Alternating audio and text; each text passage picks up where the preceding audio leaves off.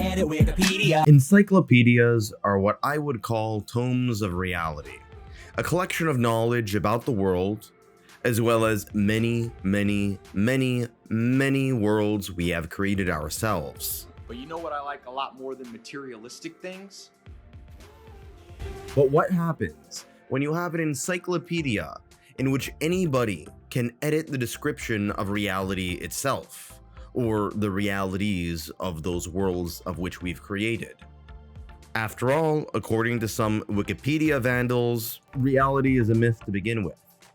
Perhaps we're part of the Matrix, or even a piece of merchandise. Wikipedia comes in a whopping 345 languages as of the making of this video.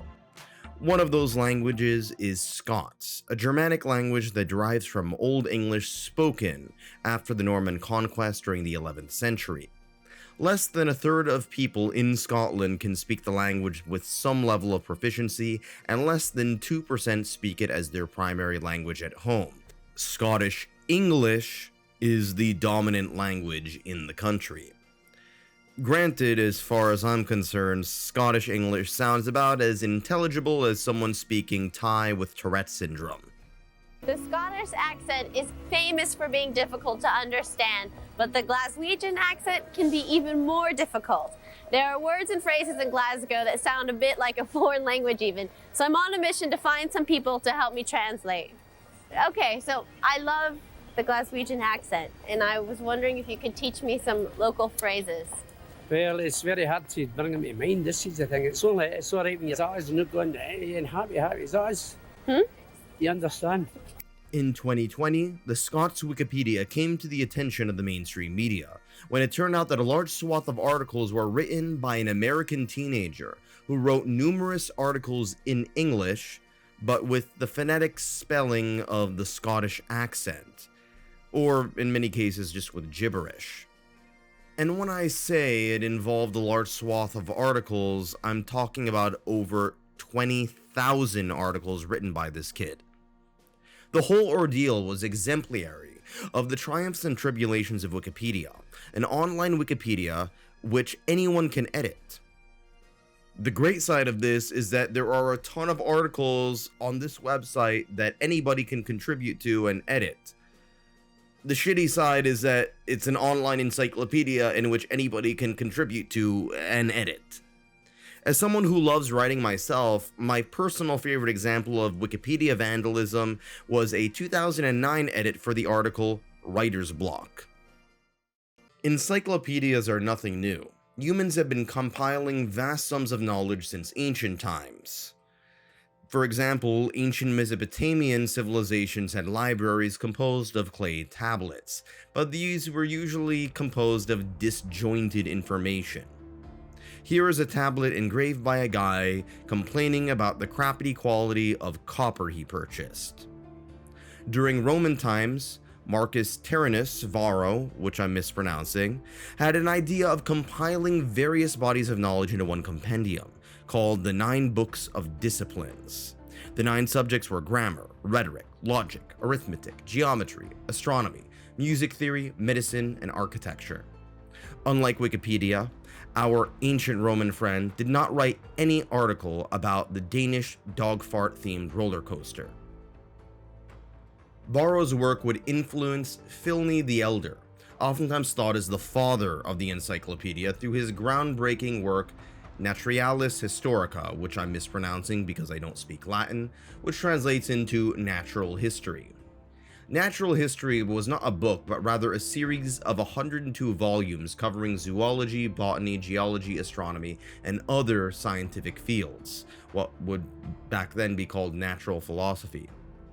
He also died sacrificing himself to rescue people near Pompeii during the eruption of Mount Vesuvius, a true gigachad. Thankfully, Pompeii's brothel frescoes survived. In fact, there is even a Wikipedia page for the house. According to source 23, there is a graffiti writing stating, quote, "Mola is a fuctress." I didn't even know the word fuctress is a word to begin with. I'm gonna add that to my vocabulary. Thank you, Wikipedia. Encyclopedias would take on various forms throughout the Middle Ages, but for the most part during their early history they could only be accessed by literary elites. That would change with the rise of the printing press and mass literacy. This was first used to read the Bible, but quickly spread into pamphlets, fiction, and yes, even encyclopedias.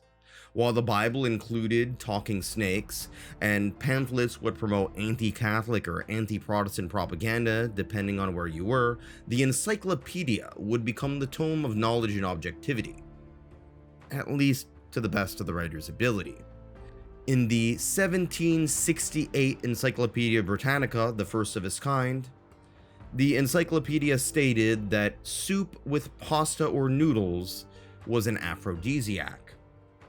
Today, we do not have any studies to back this up, but I'm assuming that boiling spaghetti and chicken noodle soup is not going to be a replacement for Viagra. Encyclopedia Britannica lives on to this day as the second most popular encyclopedia after Wikipedia, and also one which is seen as more reputable.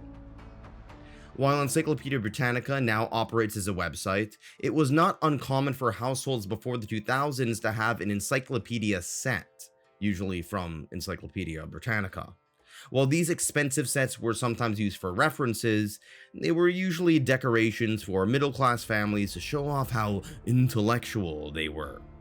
Yeah, having one of these was a way of telling your guests that you are a gigabrain Wojak meme. Chances are your parents have a collection, and if it's not your parents, it's your grandparents, and these encyclopedias do a great job at the end of the day of maybe not so much teaching you something, but certainly for collecting dust. I'd recommend opening up one of those books to learn something new, but given the dust, there is a good chance you will get pink eye. Today, most encyclopedias, which are still bought, specialize in specific subjects. Dorling Kindersley, I'm probably mispronouncing that last name, otherwise known as DK, has numerous books like this: zoology, military history, geology, Marvel, etc. Unlike other encyclopedias, these books are designed to have very appealing aesthetics on each page, and I personally loved them as a child, and I loved their adult versions as well. Although I was a little bit disappointed that there wasn't a Donkey Kong version of an encyclopedia, given the fact that the publisher is called DK. Yes, that was a terrible joke, I apologize. By the late 90s and early 2000s, most people had access to a personal computer in the developed world, but not social media. As a result of this, you saw the rise of encyclopedias in CD-ROM formats, usually for niche topics. When I was a kid in the early 2000s, I had an encyclopedia on Australian wildlife. It took 4 CDs to pack up all of that data.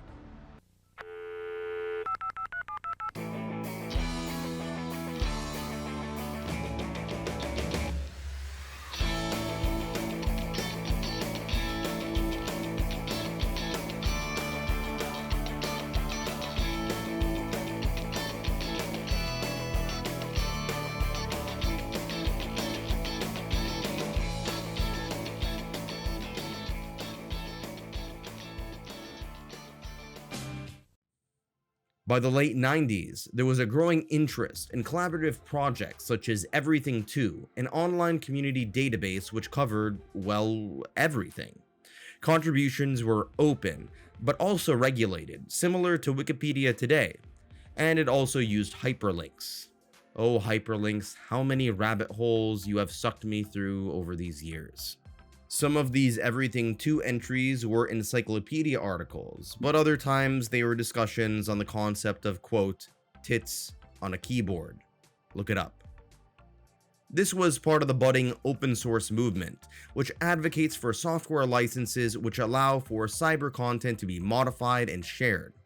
One member of this movement was the star of the story, Jimmy Wales. During the early 2000s, Jimmy Wales was a grad student taking interest in the sharing economy and free software movement. Strangely enough, Wales was also a libertarian, having been influenced by the objectivist philosophy of Atlas Shrugged author Ayn Rand. Ayn Rand preached a hyper-individualistic worldview, which rejected altruism and embraced what she saw as the virtue of selfishness. I must say this is a rather unusual influence for a man who founded a non-profit organization based off of collectivized, shared information.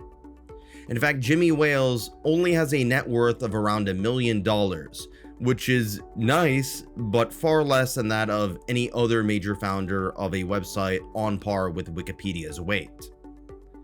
There are nuisance streamers who make millions for having urine-infused meltdowns on people's lawns. Get the f out of my house! You came into my house! And I this guy in your face. This guy came into my house. Shit out of you. You slapped me. You should have done way more damage than buddy. Go to the gym. Go get your fucking motivation back and go fucking get your little fucking.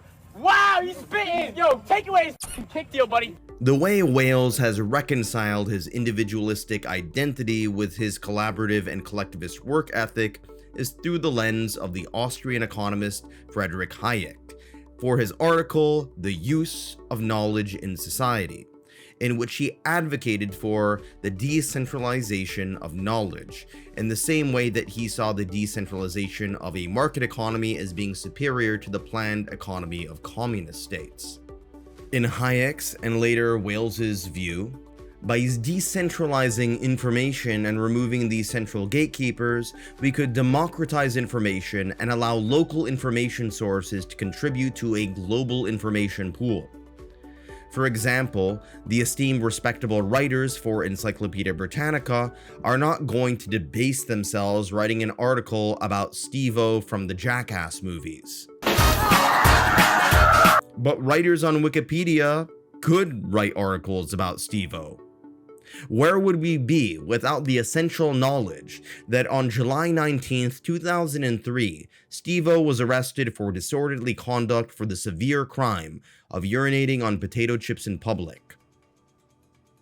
This need for decentralization was reinforced by Wales's previous project, Nupedia, which had a fairly rigorous peer review process with credentialed volunteers, but this quasi-centralization led to a whopping 12 articles being created during the first year of 2000, the year of our Lord.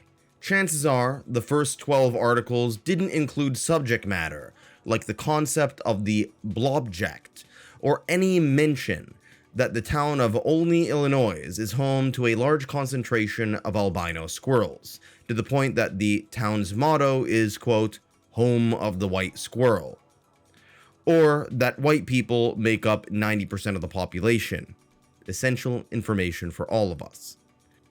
Jimmy Wales also took inspiration from WikiwikiWeb, the oldest wiki in the history of wikis. Now you might be wondering, what the fuck even is a wiki? Well, a wiki is a user-editable website in which anybody can edit, at least portions of the site, rather than just the site owners and administrators. All of this would coalesce, and what we now know and love, and in some cases hate, is Wikipedia in 2001. Wales would set up a bottom-up communal self-regulating website management process, as he would fade off into the background, like a deistic god who would set up the spark of his creation, but rather than tinkering with it constantly, sat back to watch his grand design evolve in its own direction. I'd start with the communal prayer to our god Jimmy Wales, but I will not because he will not answer to begin with. The website quickly spread in terms of traffic and the number of articles. While English Wikipedia was and still is the largest in the Wikipedia linguistic universe, other languages would be added. Some of these you'd expect, like Spanish, German, and Japanese, along with more obscure ones, like the endangered language from southern France called Occitanian, as well as the constructed language of Esperanto. And for some reason, the French, Spanish, Italian Wikipedias have a lot more articles on corn stars, which the English Wikipedia doesn't, but I have yet to find any explanation for this phenomenon. There is even a Wikipedia for the Obolo language. I never have even heard of the Obolo language. I don't even know if I'm pronouncing the name of the language correctly. Are there any fluent Obolo speakers in my audience? Please let me know. The expansion of languages also created its own set of controversies for languages spoken primarily in authoritarian regimes which did not approve of open access to information that conflicted with their propaganda. Chinese Wikipedia is one of the most widely used in the world, particularly popular in Taiwan and among the diaspora in Southeast Asia and the West, but has been banned in mainland China. In fact, there is even an English Wikipedia article on the censorship of Winnie the Pooh in China, due to Xi Jinping's physical appearance being compared to Winnie the Pooh. Other countries have had temporary blocks or more targeted censorship of specific articles.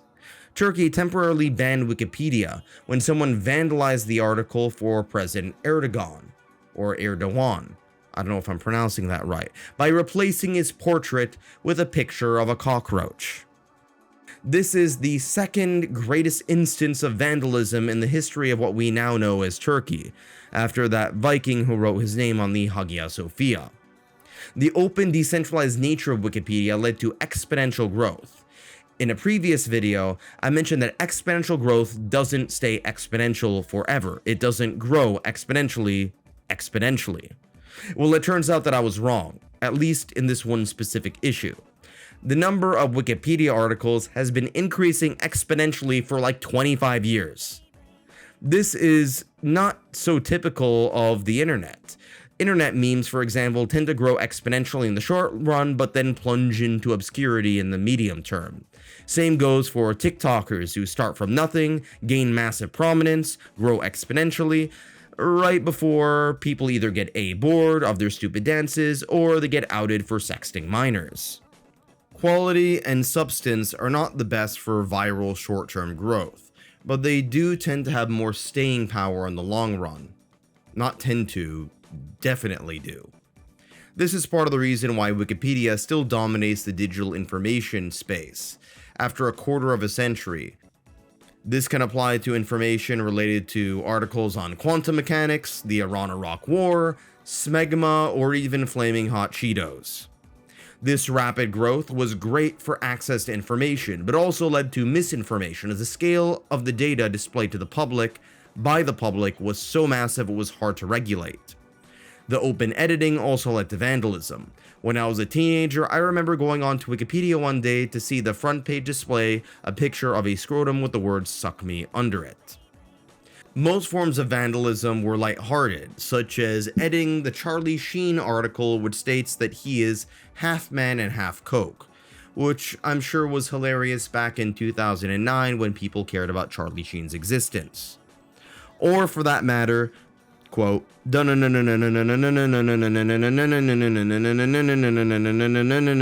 not done yet. Wait for it. Batman. Sorry for the terrible impression. To be fair, I was not above Wikipedia vandalism myself. I remember me and my friend, or my friend and I, finding a Wikipedia article to vandalize when we were teenagers. This article was on the very contentious subject of shiitake mushrooms. Our 13-year-old minds thought it was hilarious that the Japanese word shiitake had the word shit from English in it. We edited the article with the assertion that shiitake mushrooms were called shiitake mushrooms because they grew on literal shit. This was not true, but it did exist on the site for a few hours before being removed. And if you think an article about mushrooms would be the subject of vandalism and misinformation, wait till you get a load of what articles are like on trans issues, the Israeli-Palestinian conflict, or any other subject where the emotions are high and the facts cause people to go high themselves. During the mid to late 2000s, Wikipedia garnered a reputation for being unreliable. Teachers would frequently tell their students to never ever use Wikipedia as a source.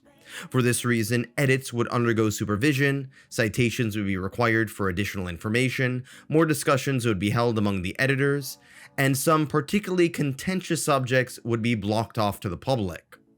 To some, this would be the sign of Wikipedia's hypocrisy, and to others, it would be a sign of the Wikipedia editors realizing that the people are retarded.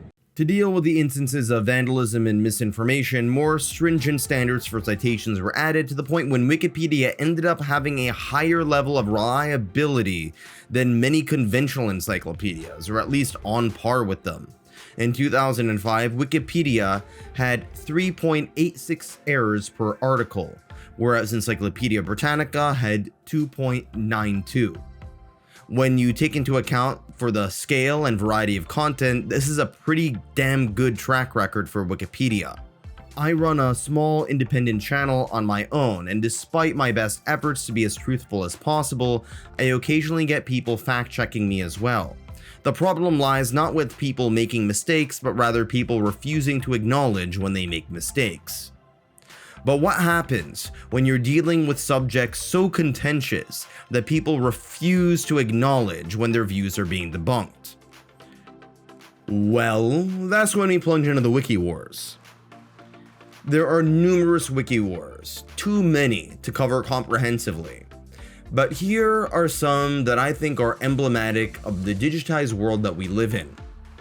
So let's delve into the dumpster fire together, shall we?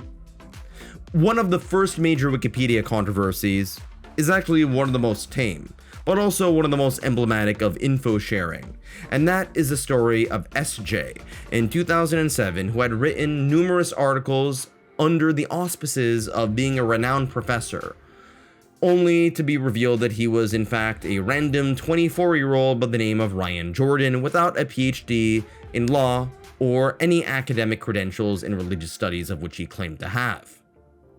At age 24, most people don't have any significant academic credentials outside of how many shots of crappy box wine they can drink before clogging the dorm toilets with their vomit. Jordan did indeed make contributions to the site, but he came under fire for committing what some would call identity fraud. Wales responded by proposing a credential verification system, but other major figures in the foundation rejected the proposal. Others argued that credentials alone do not amount to veracity, and are oftentimes used by those who cannot defend their own claims using evidence. I went to college! The whole ordeal reveals the ongoing debate between trusting elite scholars or trusting the public at large to make the decisions. Institutionalism versus populism would become one of the biggest showdowns of the digital age. But pretending to be a professor is boring stuff. You know what isn't boring? Pretending to be a god. Jar-Edo Wens claimed to be a god from the Australian Aboriginal pantheon, created in the Dreamtime. The deity also claimed that there was another Aboriginal god, or more accurately goddess, by the name of Yurmum, a spin-on common 2000 slang of your mom or your mum, to use Australian English. While there is no history of an Australian Aboriginal worshipping a god called Jar-Edo Wens or your mom, the Wikipedia article about the supposed god existed on the website for nearly a decade. Yes, a decade. I guess that's like millions of years in Dreamtime years.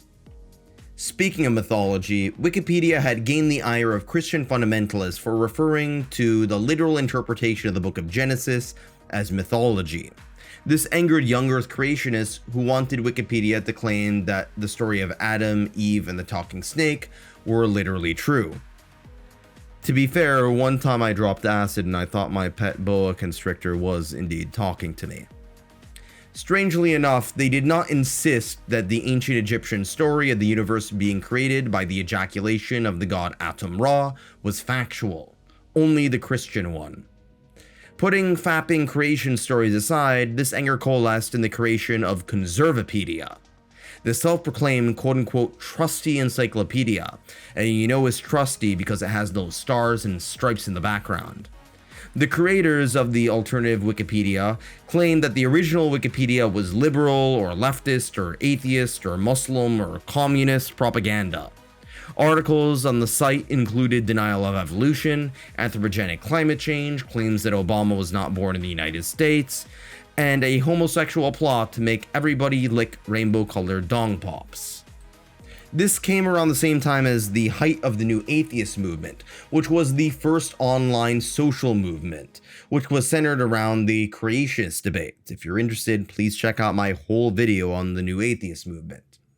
My personal favorite Conservapedia article is called, quote, Atheism and Obesity, which has a long list of several fat atheists, including YouTubers like The Amazing Atheist.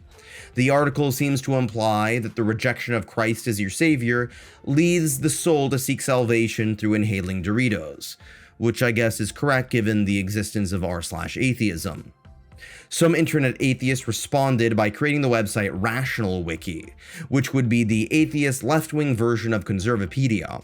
Rationalwiki editors would in turn troll and vandalize Conservapedia articles with criticism of conservative Christianity and photos of pornography. Speaking of pornography, Wikipedia would also undergo controversy over the inclusion of images on articles about acts. The site admins couldn't post literal corn, so instead they hired an artist by the name of quote-unquote Seed Feeder to draw all the pictures for them. Seed Feeder's art style is meant to show graphic acts but in the artistic style of a medical guidebook. Seed Feeder also managed to bother people on the left and the right for interracial drawings at the same time. What impresses me about Seed Feeder is how he or she came up with such a fitting name, especially since one of his most acclaimed images involved feeding a woman with seeds, if you know what I mean. Another major controversy was related to a man by the name of John Siegenthaler. I doubt I'm pronouncing his last name correctly. He was a journalist and free speech activist whose controversy ran into the boundaries of free speech. The US has some of the most robust free speech laws in the world, but one area you can get in trouble for, at least in civil court, is defamation. It turns out that someone on Wikipedia edited his article to claim that he was most likely involved in the Kennedy assassinations.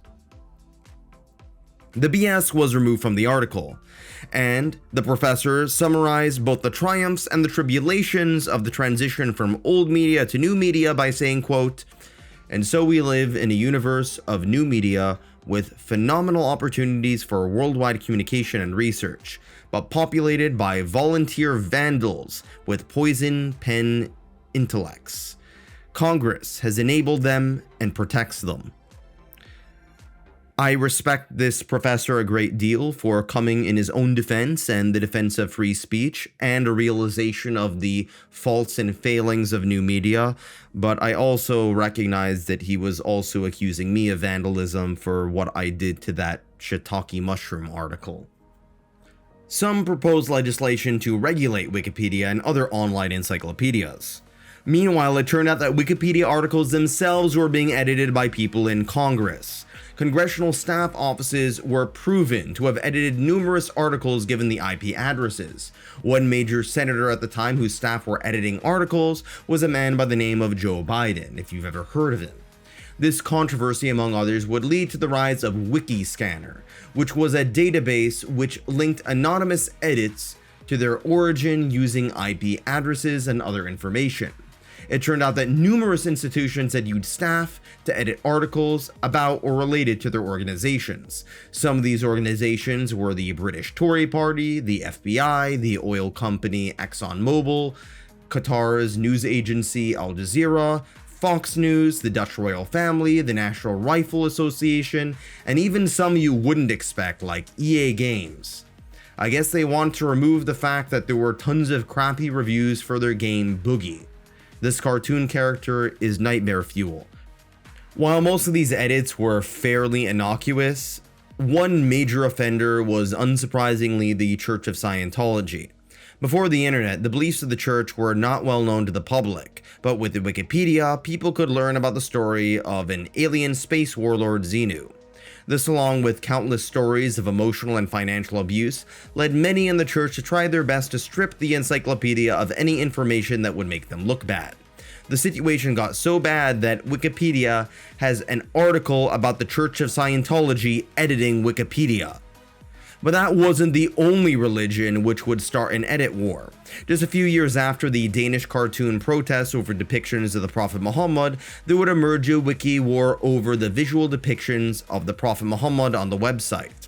Islam is aniconistic, meaning that it forbids visual icons of the Prophet, Allah, and major Islamic figures. This is why mosques, for example, usually don't have stained glass pictures, but rather geometric shapes. Granted, there are some non-Muslim depictions of the Prophet, as well as depictions coming from Persia during the 1500s to the 1700s. Today, the primary JPEG and PNG images related to Allah, Muhammad, and early caliphs are shown in calligraphy, while supplementary images do show some art depicting the Prophet. This, along with the Danish cartoon controversy and censorship of Muhammad on the show South Park, would lead to the quote, "Everybody Draw Muhammad Day," as a way of standing up for free speech in the face of fundamentalist Islamist threats of violence. Pakistan would temporarily ban Wikipedia among other sites for mentioning the controversy. There is nothing more blasphemous than the Prophet manifesting himself in the image of a teacup. But let's put religion aside and move on to a lighter subject, the Duna Neutrum. If anybody in the comment section speaks German, please feel free to mock my pathetic attempt to pronounce that name properly. The Neutrum, again, sorry for the mispronunciation, led to an editing debate which spanned over 500,000 characters. Is the Neutrum something about World War II or religion? No, it's actually a tower in Austria. People wrote essays arguing whether or not the tower could be described as a TV tower. It turned out that it was not, in fact, a TV tower, but rather an observation deck with some functionality related to radio and cell phone usage. And that brings us to the German-speaking world. The German band The Scorpions released an album called Virgin Killer in 1976. The songs themselves were not the issue, but rather the cover quote-unquote art of the original album back in the 1970s before the internet. The Scorpions were known for their transgressive album art before, but this one was a tad bit too far for the internet age, to put it lightly. The original picture was a photo of a bare unclothed image of a prepubescent girl, which violated anti-cheese pizza laws. I can't show you the cover for this reason, nor do I have any interest. Granted, it is shown on Wikipedia today. To be fair to the Scorpions, the art, if you could call it that, was not taken by them, but rather was taken by a cover art designer of his own daughter. I'm sure he got the Father of the Year award for that accomplishment. The band chose to replace the original with a picture of themselves instead, a tad bit more tasteful in my opinion. I really like this stash. So putting that aside, let's move on to a more lighthearted controversy, which won't have Chris Hansen or Skeeter Jean knocking on your door. A wildlife photographer by the name of David Slater hit Wikipedia with a copyright complaint regarding a photo he took of a monkey in Indonesia. His claim fell apart given the fact that the photo, while taken with his camera, wasn't actually taken by him. It was taken by the monkey, resulting in the quote-unquote monkey selfie. Because he was not the one who took the photograph, the Wikipedia Foundation claimed that he did not own the copyright, making it public domain. PETA, otherwise known as the People for the Ethical Treatment of Animals, claimed that the monkey itself owned the copyright. To my knowledge, the individual macaque monkey has not spoken on the matter, nor has he filed a lawsuit, and his lawyers have not issued a public statement. The internet also saw the rise of culture wars, and no other controversy in Wikipedia during the mid-2010s was more emblematic of this than Gamergate. To some, Gamergate was a fight against corruption in the video games journalism industry, and to others it was a sexist harassment campaign. Because the target of Gamergate were indeed journalists, for better or for worse, journalists were very critical of Gamergate, and since journalists and their articles were used for sources on Wikipedia, Wikipedia's article about the contentious subject squares firmly in the anti-Gamergate camp. Now, I could not care less about the existence of big tits in video games, or lack thereof, or the controversy over big tits in video games, or the lack thereof.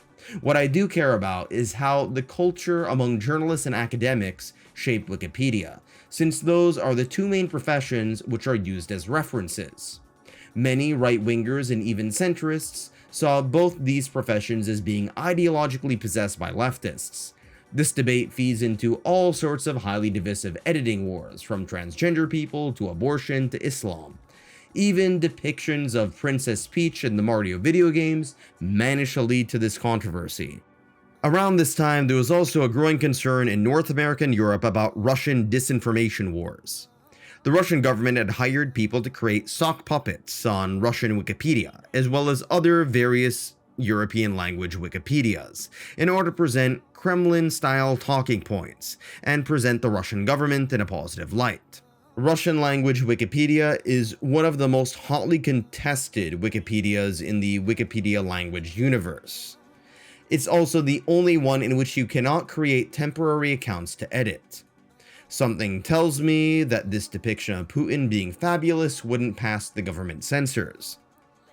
After the onset of Putin's invasion of Ukraine, one of Russian Wikipedia's admins got tired of the debate and chose to create RuWiki, which promotes Kremlin talking points. Unsurprisingly, the Bucha massacre in Ukraine is called an incident. I guess in the same way that a puppy pissing on your rug is an incident. Even some democratic nations struggled with Wikipedia's reporting. Japanese Wikipedia refers to the Nanjing massacre as the Nanjing incident when you translate it. You know, stuff happened in Nanjing. It was incidental. An occurrence occurred, and it occurred in an incidental manner, as an incident.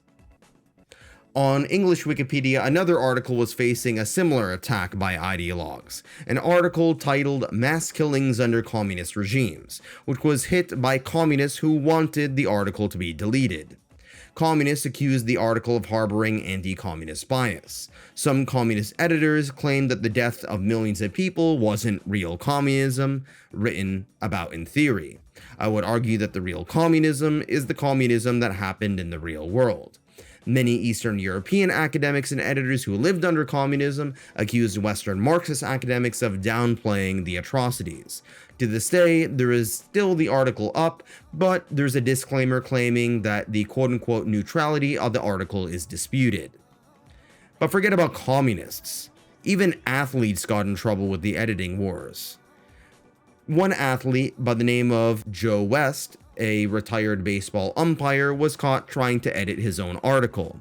In fact, he was caught trying to edit his own article so many times that he got banned from editing Wikipedia due to attempts to rewrite his own page in a more positive light. So we got war crimes, religion, economics, and baseball out of the way. Let's move on to another subject. A far more controversial figure was Bradley Manning, who was a major US military whistleblower during the 2010s.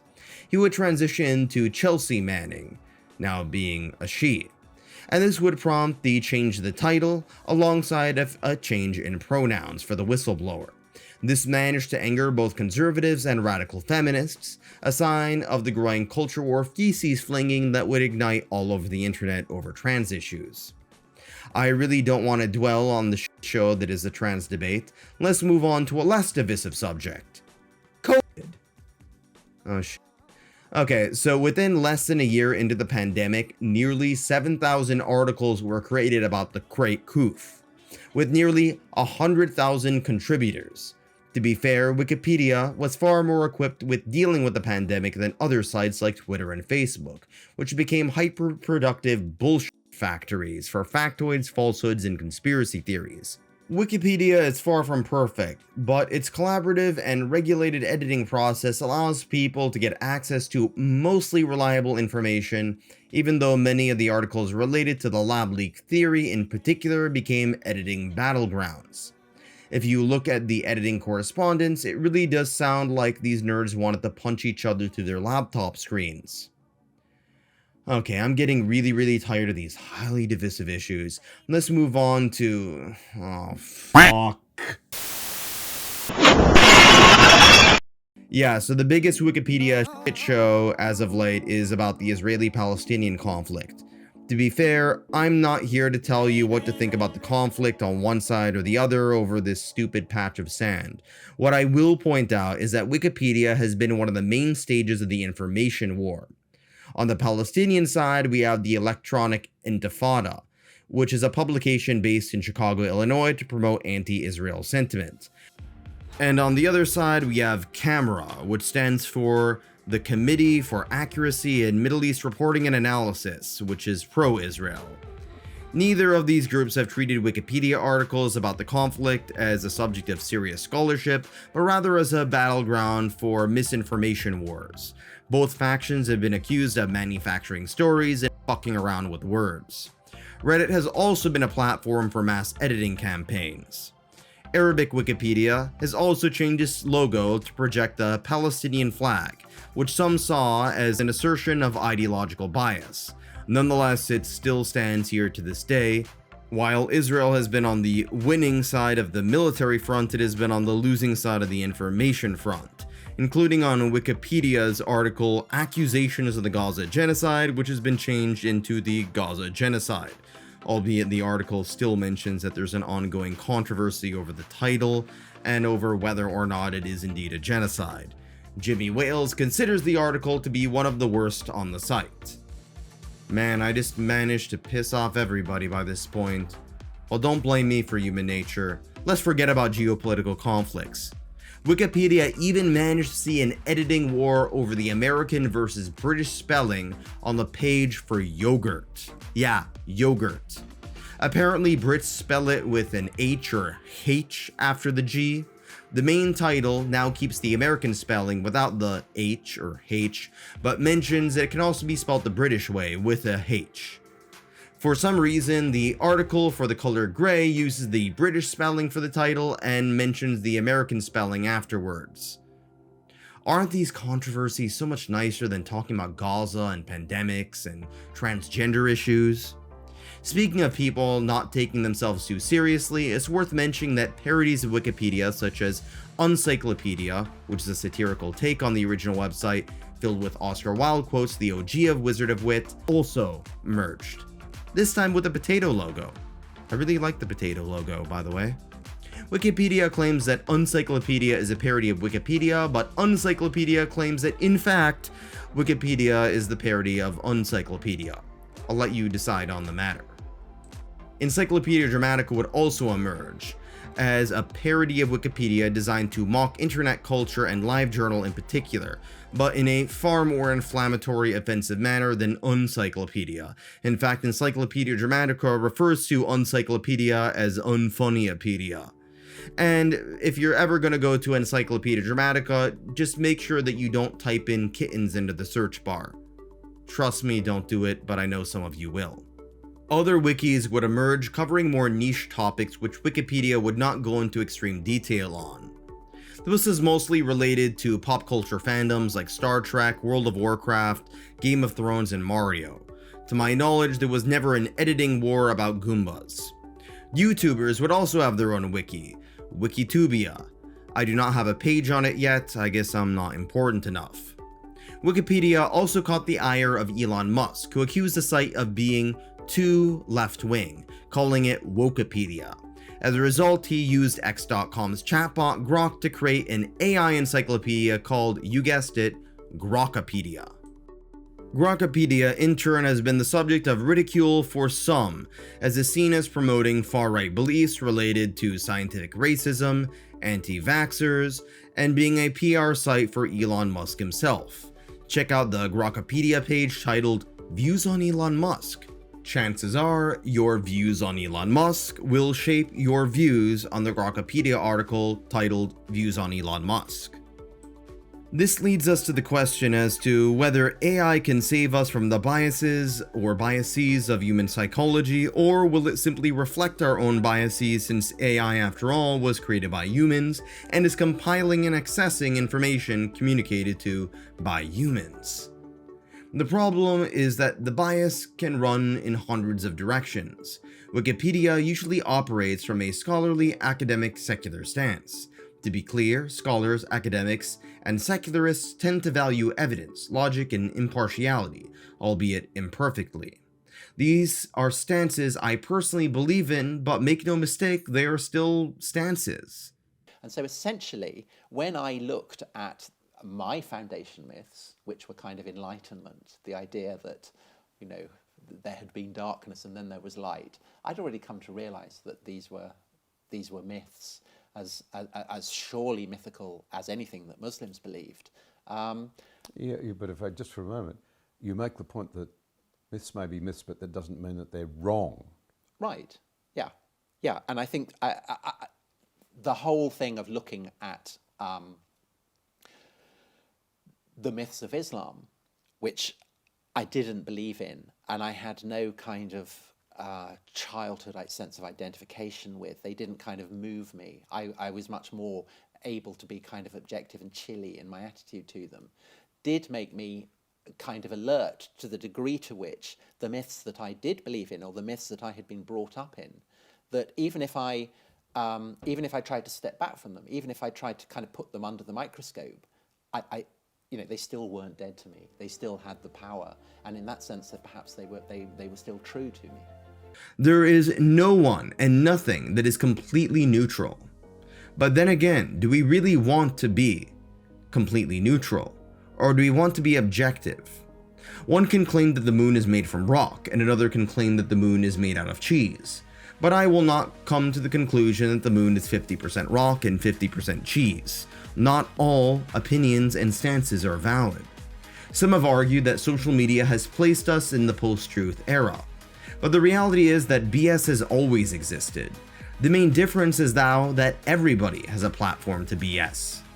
Wikipedia has democratized the ability to share and edit information, but as we all know, but the people are retarded. In spite of all of this, I still love Wikipedia. Where else could I learn about breast-shaped hills? Thanks for watching.